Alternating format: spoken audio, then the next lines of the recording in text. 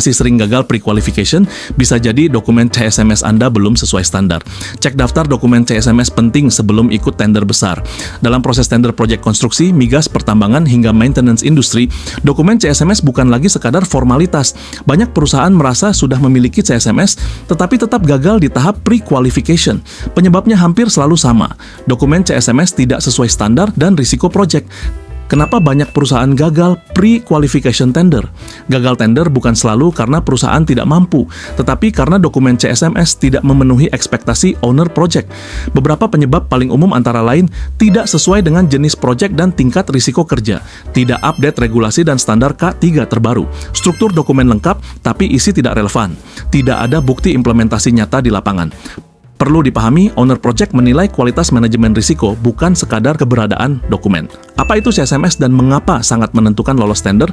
CSMS adalah singkatan dari Contractor Safety Management System, yaitu sistem manajemen keselamatan yang digunakan owner untuk menilai kesiapan K3 kontraktor sebelum pekerjaan dimulai. CSMS berfungsi untuk mengidentifikasi risiko kerja sejak awal, menilai komitmen manajemen terhadap K3, memastikan kontraktor mampu bekerja dengan aman, mengurangi potensi kecelakaan dan kerugian proyek.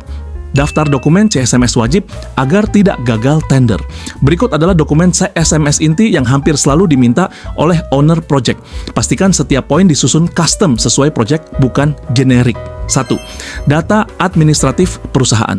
Dokumen ini menjadi dasar penilaian awal. Isi utama, profil perusahaan, akta pendirian dan perubahan, NIB dan izin usaha, struktur organisasi perusahaan, sertifikat K3 yang relevan. Kedua, komitmen manajemen terhadap K3. Owner ingin melihat apakah pimpinan perusahaan benar-benar peduli pada keselamatan kerja.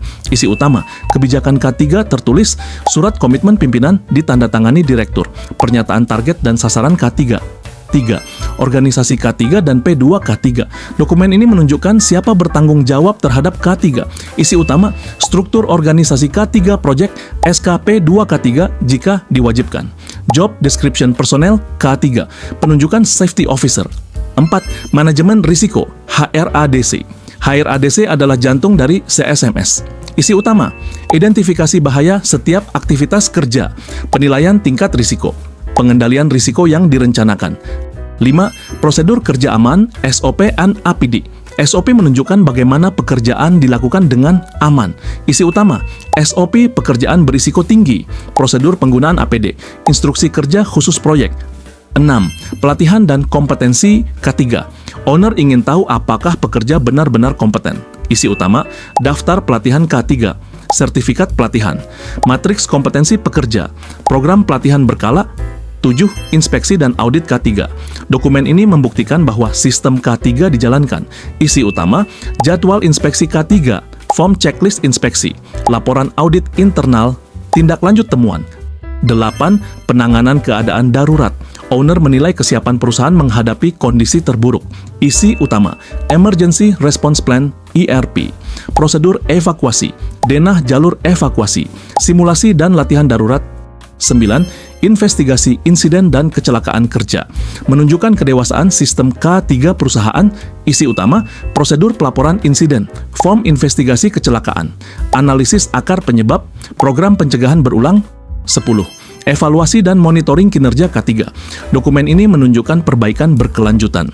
Isi utama, KPI K3, laporan evaluasi berkala, program improvement review management. Ingin memastikan dokumen CSMS perusahaan Anda sudah sesuai standar BUMN dan owner project, BSU Konsultan siap membantu evaluasi dan penyusunan CSMS yang tepat sasaran.